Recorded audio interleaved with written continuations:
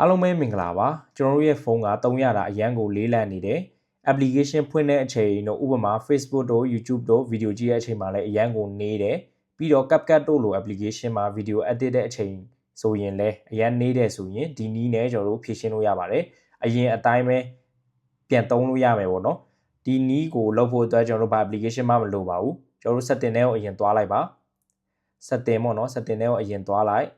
ပြီးရင်ကျွန်တော်တို့က application ဆိုတဲ့နေရာကိုလိုက်ရှာမယ်ပေါ့နော်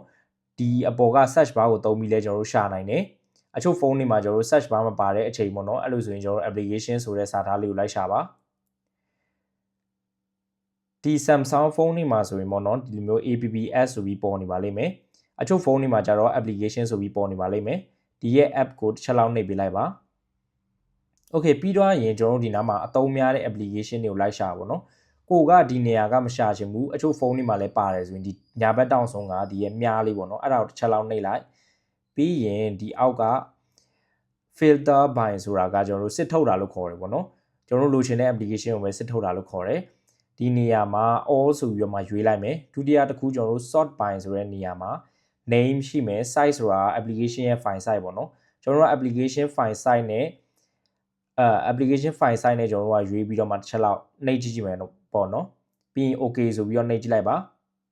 okay ဒါလို့ဆိုရင်ကျွန်တော်တို့အသုံးများတဲ့ application တွေလည်းထွက်လာပြီပေါ့နော် file size ကြီးတဲ့ application တွေလည်းထွက်လာပြီဥပမာကျွန်တော်ဆိုရင် CapCut ကို 0.99 GB ပေါ့နော် 1GB နီးပါးသုံးထားတယ်ဒီရဲ့ application ကိုကျွန်တော်တစ်ချက်လောက်နှိပ်လိုက်မယ်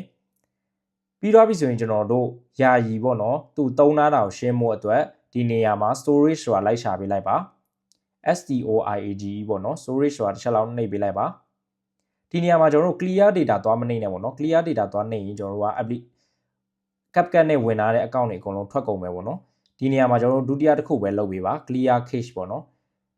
ဒါဆိုရင်ကျွန်တော်တို့ 0B ဖြစ်သွားပြီပေါ့နော်ခုနကဒီနေရာမှာ 100MB ဆိုပြီးရှိနေပါတယ်ခုနကကျွန်တော်တို့တစ်ချက်လောက်ဗီဒီယိုပြန်ကြည့်ကြည့်ပေါ့နော်ဒီနောက်ကိုရှင်းလိုက်တဲ့အချိန်မှာသူက 0B ပြန်ဖြစ်သွားပြီဒါဆိုရင်ကျွန်တော်တို့ရဲ့ CapCut ကပေါ့နော်300တာပြန်မြန်နေပါလိမ့်မယ်ပြီးတော့ကျွန်တော်နောက်တစ်ခု Facebook ကိုလည်းဒီနည်းနဲ့လုပ်လို့ရတယ်သူကလည်း 0.95 GB ရှိတယ်ပေါ့နော်ဒီနေရာမှာကျွန်တော်တစ်ချက်လောက်နှိပ်ပေးပြီးရင်ဒီအောက်မှာ storage ကိုလိုက်ရှာပါပြီးရင်ဒီအောက်မှာ clear cache ကိုတစ်ချက်လောက်နှိပ်ပေးလိုက်ပေါ့နော်ဒါဆိုရင် 0B ပြန်ဖြစ်သွားပြီဒါဆိုရင်ဒီနည်းနဲ့ကျွန်တော်ဖုန်းဆက်လေးနေတာ application တွေဆက်လေးနေတာကိုကျွန်တော်တို့ဖြည့်ရှင်းလို့ရပါတယ်အားလုံးပဲအဆင်ပြေကြပါစေကျွန်တော်နောက်ထပ်ဗီဒီယိုမှာပြန်တွေ့ကြမယ်နောက်ဗီဒီယိုအတွက် HMC1 ကို like follow နဲ့ subscribe လုပ်ထားလို့ရပါတယ်